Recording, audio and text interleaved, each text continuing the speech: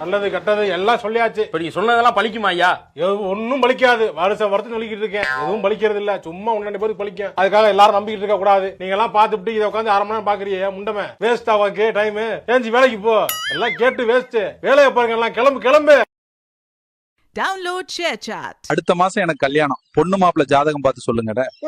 அதெல்லாம் தேவையில்ல. போய் மாமியார் மருமகள் ஜாதகம் எடுத்துட்டு வாங்க. மாமியார் ஜாதகம் எதுக்குங்கள்? பொண்ணு மாப்பிள்ள ஜாதகம் பாக்குறத விட மாமியாருக்கும் மருமகளுக்கும் பார்த்தா குடும்பத்துல பிரச்சனை இல்லாமல இருக்கும். அப்படிலாம் ஒண்ணும் நடக்காதுங்க. ஏங்க, உங்களுக்கு சொன்னாலாம் புரியாது, பட்டாதான் புரியும்.